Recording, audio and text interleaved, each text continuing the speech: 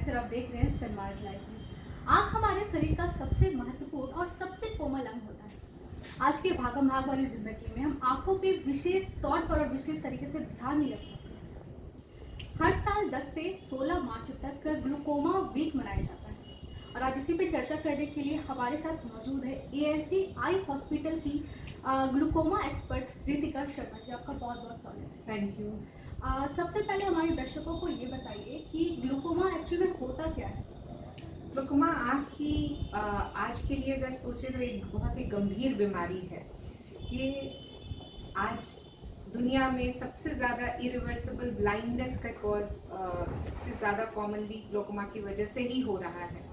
Irreversible blindness मतलब कि ऐसा अंधापन जो वापस नहीं कर सकते हैं हम। जो अंधापन के मुख्य कारण हैं उनमें सबसे ज़्यादा कॉमन कैटरैक्ट है, लेकिन कैटरैक्ट या मोतियाबिंद से नज़र वापस सर्जरी के बाद लौट जाती है। ग्लूकोमा इसलिए इम्पॉर्टेंट है क्योंकि इसमें इरिवर्सिबल ब्लाइंडनेस करता है, मतलब कि जो अंधापन आ रहा है वो वापस नहीं किया जा सकता। किसी भी चीज़ से जो भी डैमेज हो गए तो वो हम वापस नहीं कर सकते, इसलिए ये एक बहुत ही गंभीर बीमारी है। इसमें क्या होता है कि आँख का दबाव बढ़ने लगता है, जिसकी वजह से नसें जो हैं वो कमज़ोर होने लगती हैं और सूखने लगती हैं और इस तरह से अंधापन करता है। तो क्या हम इसके लक्षण कैसे मान सकते हैं, मतलब हमें कब पता चलेगा कि हमें ग्लूकोमा हो गया है। इसीलिए ये बीमारी खतरनाक है क्योंकि इसमें कोई लक्षण नहीं होते। मैक्सिमम पेशेंट्स में इसमें कोई सिम्टम्स नहीं होते हैं। तो इसको पता करने का तरीका ही यही है कि 40 के बाद हर इंसान को एक बार साल में आँख जांच करानी चाहिए। कभी कभी कुछ पेशेंट्स में हमें कुछ सिम्टम्स मिल सकते हैं, जैसे सिर का दर्द, काम ज़्यादा करने के बाद आंखों में तनाव महसूस होना, या फिर बत्तियों को देखने में कभी कभी इंद्रधनुष जैसे धागे तारे से दिखने, अचानक से नज़र की कमी आना, या फिर बच्चों में आँख का आकार का बढ़ना, आँखों से पानी आना, या फिर आँखों में सफ़ेदी सी आनी। ये सब कुछ सिम्टम्स हैं जिससे आप अर्ली डिटेक्शन या डॉक्टर के पास संपर्क कर सकते हैं। पर अन्यथा इसमें मैक्सिमम टाइम्स में कोई सिम्टम्स नहीं होते हैं, इसलिए डायग्नोसिस के लिए सबसे ज़रूरी है टाइमली चेकअप। और इसका अगर देखा जाए तो क्या ये सभी उम्र के लोगों को हो सकता है? हाँ, जो प्राइमरी ग्लूकोमाज हैं वो जनरली 40 के बाद ज़्यादा पाए जाते हैं, पर ये हर उम्र में प्रेजेंट कर सकते हैं। जैसे कॉन्जेनाइटल ग्लूकोमा जो जन्म के साथ भी अवेलेबल है, मतलब जन्म के बच्चों में भी हो सकता है। जुवेनाइल ग्लूकोमा जो करीबन 30 से लेकर 35 साल की उम्र में मिलता है। 40 के बाद प्राइमरी ग्लूकोमा मिलते हैं। और जो सेकेंडरी ग्लूकोमाज हैं, जैसे चोट की वजह से या डायबिटीज़ के साथ या नस फटने की वजह से, ये सब तो हर उम्र में प्रेजेंट कर सकते हैं।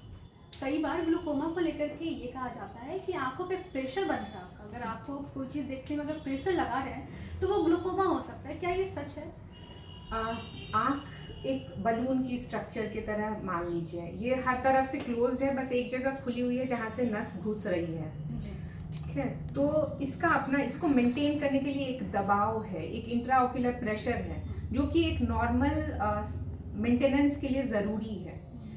ग्लूकोमा में एक ही आज तक फैक्टर अवेलेबल है जो मॉडिफाइबल फैक्टर हम मानते हैं, वो यही है कि ये दबाव का बढ़ना।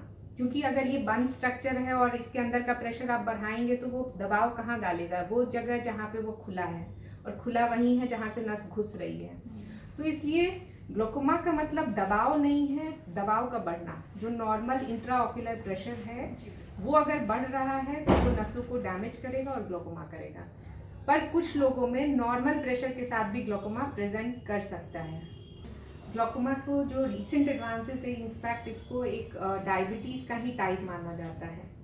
अदरवाइज भी डायबिटीज़ पेशेंट्स में ग्लूकोमा का इंसिडेंस ज़्यादा देखा गया है। साथ में डायबिटीज़ पेशेंट्स में जब रेटिना खराब होने लगता है, आपने सुना होगा रेटिना के बारे में कि इसमें क्या करते हैं, नसें बनने लगती हैं और ये नसें फिर सेकेंडरी ग्लूकोमा भी बनाता है। तो डायबिटीज़ पेशेंट्स ज़्यादा रिस्क पे डेफिनेटली हैं। अच्छा, जो मोतियाबिंद जो होता है, तो ग्लूकोमा और मोतियाबिंद में क्या कर सकते हैं? कौन सबसे ज़्यादा इफेक्टिव है? और जिसको मोतियाबिंद होता है उसे भी क्या ग्लूकोमा हो सकता है? दोनों आँख की, अभी जैसे मैंने शुरू में बताया कि आँख की ये दो सबसे कॉमन ब्लाइंडनेस के कारण में है। कैटरैक्ट जो है वो reversible blindness, cataract normal ageing change मान सकते हैं, जिसकी वजह से लेंस अपना क्लैरिटी खोने लगता है और सीधे उसमें ऑप्शंस ही यही है कि आप सर्जरी कराइए, लेंस आर्टिफिशियल लेंस लगवा लीजिए और नज़र बढ़ा लीजिए। ग्लोकोमा भी उन आँखों में जो मिथ है ये है कि ग्लोकोमा है तो कैटरेक्ट की सर्जरी नहीं करा सकते हैं। दोनों को एग्जिस्ट कर सकते हैं किसी पेशेंट में, और उनका मैनेजमेंट उसी के हिसाब से कि दोनों में से कौन सा ज़्यादा है, किसका इफेक्ट ज़्यादा है आँखों पे, उसके हिसाब से दोनों का मैनेजमेंट अलग अलग या साथ में किया जा सकता है। तो आप मतलब दोनों का अलग से नहीं, एक ही साथ इलाज अगर कोई कराना चाहे? हाँ, अगर पेशेंट कैटरैक्ट के साथ एडवांस ग्लोकोमा का है तो दोनों का साथ में सर्जरी कर सकते हैं, जिसको कंबाइंड सर्जरी कहते हैं, वो किया जा सकता है और करना चाहिए। क्या ऐसा आँख में इफेक्ट पड़ता है उसे, ग्लोकोमा अगर होता है तो वो कैसे होता है, क्यों होता है? एक बार डिटेल से दर्शकों को बता दीजिएगा, क्योंकि दर्शक बेसिकली जानना चाहेंगे कि ग्लूकोमा होता क्या है, कैसे होता है, क्या बचना है इससे। ये अभी मैंने आपको बताया कि आँख की अगर स्ट्रक्चर है तो आँख एक क्लोज्ड ग्लोब, क्लोज्ड बलून की तरह है, जिसमें एक ही जगह खुला है जहाँ से आपकी नस अंदर आ रही है। तो जैसे कि ये आई हो गया और हाँ, ये इस साइड से, हाँ, ये नस अंदर आ रही है, मतलब एक ही जगह खुली हुई है जहाँ पे नस घुस रही है आँख के अंदर। अब अगर आँख के अंदर का दबाव आप बढ़ाते जाइएगा, जो आपने पूछा ना कि क्या प्रेशर या दबाव क्या होता है, इस आँख को मेंटेन करने के लिए जैसे बलून में हवा डालते हैं, वैसे ही नॉर्मली आँख का एक अपना दबाव है जो आँख की स्ट्रक्चर को मेंटेन करके रखता है, जो जिसे आप इंट्राओकुलर प्रेशर कहते हैं।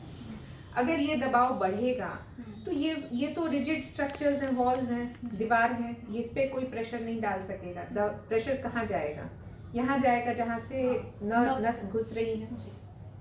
तो ये दबाव जाके नस को डैमेज करता है, दबाता है और धीरे धीरे घून की तरह जैसे होता है वो सालों में सुखाता जाता है। उसके बाद पेशेंट नहीं, आईसाइट, दिक्कत यही होती है कि आईसाइट को कोई डैमेज नहीं होता लास्ट स्टेज तक, इसीलिए पेशेंट हमारे तक पहुंच नहीं पाता, क्योंकि ये क्या करता है, दायरा जो आप जब सीधे देखते हैं तो आपको किनारे की कुछ चीजें दिखती हैं जिसको हम आँख का दायरा कहते हैं, तो ये दायरा अपने आप कम होता जाता है।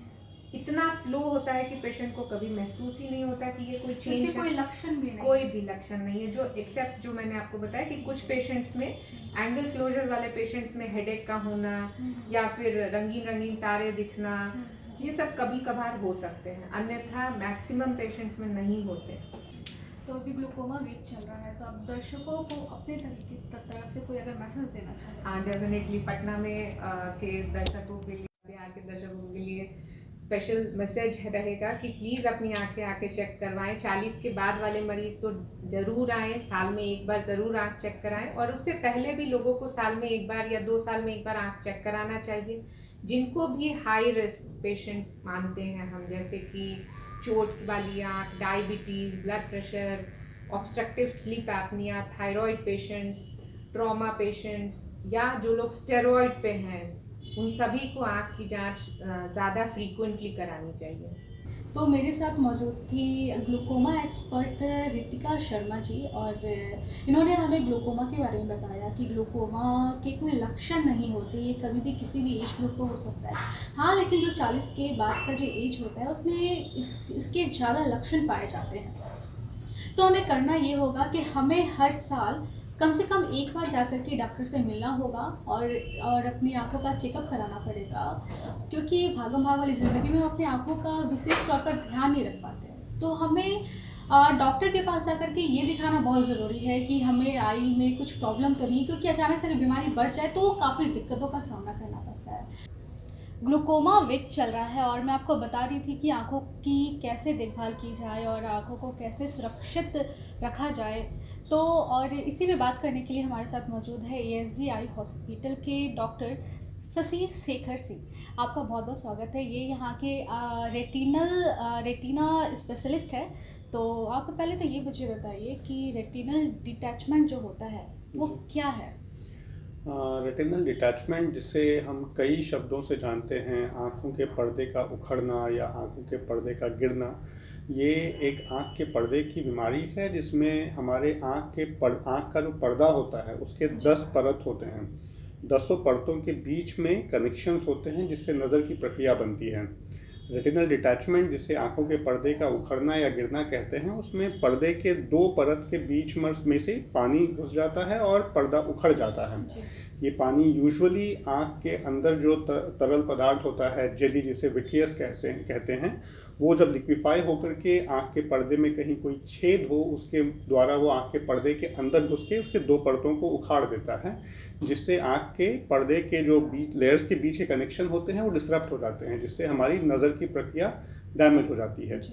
इसमें शुरुआत में मरीज़ को काले धब्बे दिखना, बिजली जैसी चमकती हुई कोई चीज़ दिखना, नज़र के दायरे में किसी एक तरफ से पर्दे जैसी किसी चीज़ का आना और धीरे धीरे नज़र में कमी या अचानक से नज़र में कमी ये होती है। इसका उपाय सर्जरी के द्वारा होता है। इसका उपचार हम ऑपरेट करके पर्दे को चिपकाते हैं। इसमें यही होता है कि आँखों के पर्दा गिरने के बाद जो सर्जरी है वो जितना जल्दी हम करें उतना ही अच्छा इम्प्रूवमेंट होता है। तो मरीज़ों से हम यही एक्सपेक्ट करते हैं कि जैसे ही इस तरह की कोई परेशानी हो, नज़र में कमी हो, किसी एक तरफ से पर्दे जैसी कोई ओपेसिटी दिखाई दे नज़र के दायरे में, कुछ काला मक्खी जैसा दिखे, बिजली जैसी चमकती हुई कोई चीज़ दिखे, इस तरह की कोई परेशानी हो तो वो तुरंत दिखाएं। किसी आंखों के डॉक्टर के, आंखों के स्पेशलिस्ट की सलाह लें, स्पेशली रेटिना स्पेशलिस्ट की सलाह लें। और ये ज़्यादा करके जिनका देखते होंगे कि छोटे उम्र से माइनस का नंबर होता है, बहुत मोटा चश्मा होता है, उनके आंखों में ये होने की संभावना ज़्यादा होती है, तो उनके लिए थोड़ा ज़्यादा प्रिकॉशन बरतने की ज़रूरत है अगर ऐसी कोई दिक्कत उनके आंखों में होती है। या कई बार मोतियाबिंद के ऑपरेशन के बाद अगर इस तरह का दिक्कत कोई अचानक से उत्पन्न हो रहा है, जिसमें आंखों के सामने काला मक्खी जैसा दिख रहा है, सरसों के दाना जैसा तैरते हुए दिख रहा है, चिंगारी जैसी चीज़ दिख रही है, नज़र में कुछ कमी हो रही है, तो तुरंत के तुरंत डॉक्टर से सलाह लें, क्योंकि इसका उपचार सही समय पर होने से नज़र में बहुत अच्छी सुधार होती है। ये तो इसके लक्षण बता दिए आपने और ये बता दिया कि इससे कैसे बचा जाए, लेकिन हम पहले से कैसे बचें? मतलब हम ऐसा क्या ना करें जिससे कि हमें रेटिनल डिटैचमेंट ना हो? तो जैसा मैंने बताया आपको कि जो रेटिनल डिटैचमेंट होने की संभावना होती है, वो जिनके बहुत मोटे चश्मे होते हैं छोटे उम्र से, उनके केसेस में जिन्हें मायोपिया कहते हैं हम, वैसे लोगों में इसकी होने की संभावना ज़्यादा होती है। कई बार मोतियाबिंद के ऑपरेशन के बाद ये बीमारी होने की संभावना ज़्यादा होती है। जो हम रेटिनल डिटैचमेंट अमूमन जो मैक्यूलर रेटिनल डिटैचमेंट की बात करते हैं उसके लिए मैं बता रहा हूँ। तो जो इस ग्रुप ऑफ पेशेंट्स जो हैं, इनको और ज़्यादा सावधानी बरतनी चाहिए, और जिनका माइनस नंबर ज़्यादा है उन्हें 6 महीने से साल भर में एक बार हमेशा पर्दे के डॉक्टर से या आंखों के डॉक्टर से सलाह लेते रहना चाहिए, ताकि अगर कोई शुरुआती लक्षण दिखे, कभी कभी पर्दा रेटिना डिटैचमेंट नहीं हुआ होता है पर पर्दे में कोई छेद बनता है, जिसे हम अगर पहले से ही ये भी तो बता रहा हूँ, ये माइनस नंबर वालों के केस में ये होने की रिस्क होती है। उसके लिए ही हमें, जिनका मायोपिया है, उन्हें रूटीनली चेकअप कराते रहना चाहिए। तो अगर कई बार पर्दा उखड़ने से पहले हमें कोई छेद दिख जाए या कोई ऐसा दाग दिख जाए जिसमें छेद होने की संभावना है, तो उसे हम पहले से ही लेज़र कर सकते हैं, जिससे पर्दा उखड़ने की रिस्क कम हो जाती है। अच्छा, हमारे दर्शकों को बता दीजिए कि आंखों की वो देखभाल कैसे करें? आंखों की देखभाल के लिए एक तो कोई भी बिना किसी डॉक्टर के प्रिस्क्रिप्शन के आप खुद से आई ड्रॉप्स यूज़ नहीं करें।